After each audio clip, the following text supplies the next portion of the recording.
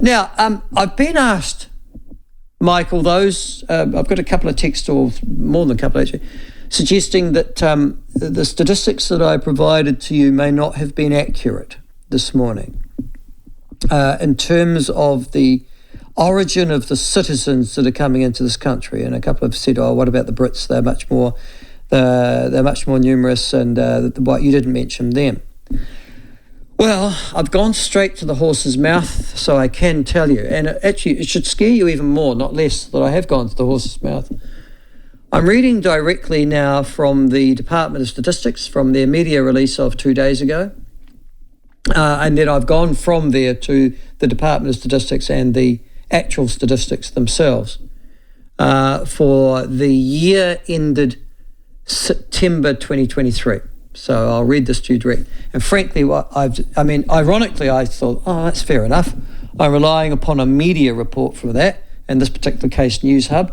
I should be able to source that information to convince you that what I've said to you is correct. And in actual fact, it's much worse than I thought. I've gone, as I said, to the Department of Statistics. The release was for the month ended September 2023. The year, ended September 23. And here is the annual migration by citizenship. Okay, so by ethnic group. Well, not by ethnic group, by what country they come from. So that's why they call it citizenship, into New Zealand over the last 12 months. And frankly, if this doesn't scare you, nothing will. All right, here we go. Of all those who came into New Zealand over the last year, and this is not people coming for a visit, these are migrant arrivals, okay? So we're not talking about people coming for a visit, we're not talking about tourists, we're not talking about student visas, we're talking about migrants, migrant arrivals. Here we go. The largest single group are Indians, 44,600. Just keep these stats in your forefront too. India, 44,600. Next, Philippines, 33,800. Next, China, 28,500. All right. Next, New Zealand, 26,400. That's returning citizens, people who've been overseas and are now returning as migrants to New Zealand. All right. So they went overseas, they left, they were counted as going for a long stay, they've come back. And they're sort of the OEs, really, to a large extent. Most be those 26 fours. Next, Fiji, 10,100. Next, South Africa, 9,400. Next, Australia, 6,800. And then the United Kingdom, 6,300. So you can see that the UK number is pathetically small. It is 6,300, dwarfed by 45,000 Indians, 34,000 Filipinos, 29,000 Chinese, and 10,000 Fijians, and 10,000 roughly South Africans. All right? But if you actually start to add those figures, you will see that these are huge stats. Now, look at the stats going out. And there's the other issue. So that's the migrant arrivals over the last 12 months. Look at the migrant departures. New Zealand citizens are the largest group. You know how many? 71,200 New Zealanders. Next largest group of citizens, China, 8,100. So they've found somewhere else to go. Australia, they've come here and gone back, 5,200. The UK, now this is really interesting, 5,000. Wait on, we got 6,300 from the UK arriving, we've got 5,000 going back over that 12-month period. What does that tell you? India, 3,900, can't imagine it going back. It would be better, but go, it depends on who you are, I guess. And the USA, which actually doesn't feature prominently in the migration into the country, but does in those leaving, 3,200. It was the citizens of India, the Philippines, China, Fiji, and South Africa, this, according to the Department of Statistics, that drove the net migration gains in the September 2023 year.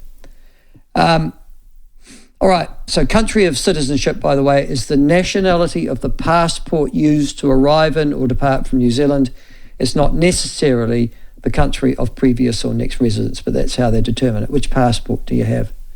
Now, I have to say, if you just think India, Philippines, China, that's not our culture, New Zealand culture, is it? No, it's not. It's not Western culture. No, it's not. I think you could probably argue Fiji is.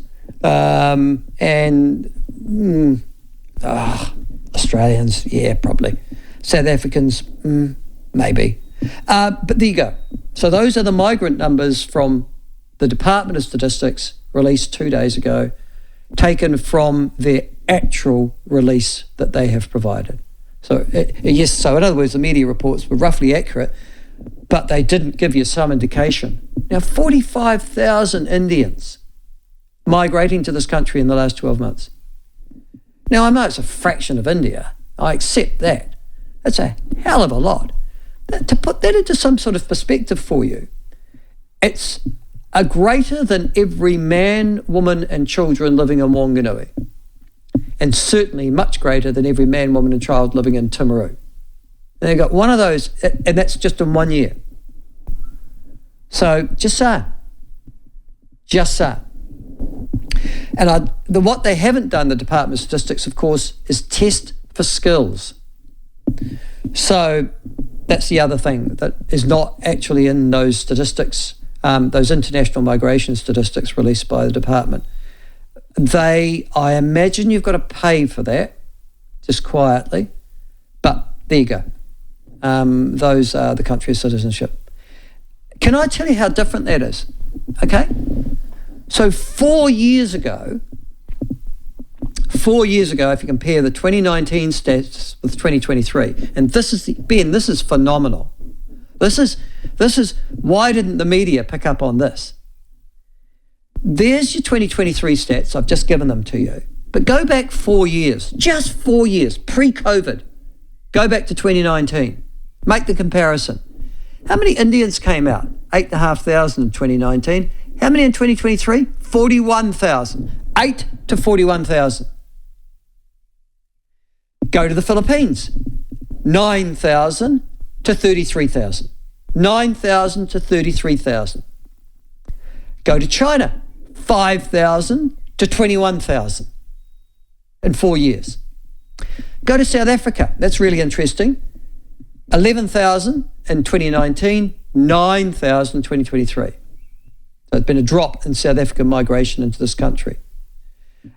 Sri Lankans coming into this country, Vietnamese, all gone up by a factor of 4. Samoa's dropped, Australia's dropped, the United Kingdom's dropped from 4 years ago. So don't just look at the 2023 stats in isolation. Go and compare them with the last year prior to COVID. 2019, massive changes in internal immigration to this country, massive changes to the cultural, social, and health and education infrastructure of this country as well will happen as a consequence. Worth looking at. And frankly, those statistics, the platform, I think we're the only people providing them, Ben. So I hope you put that up. Could you do that, Ben, for me on social media? Just making these comparisons of the stats. Because I have not seen any mainstream media take those 2023 stats and say, okay, so this is today, this is now, the first post-COVID year. What was it like in the first year prior to COVID? I haven't seen any mainstream media running those stats. You know why? Because that would scare the bejesus out of you. That we are finding a fundamental realignment of our migration citizenship over the last 4 years. And there's no sign of it slowing down. This is the 6th wave. and it's happening now.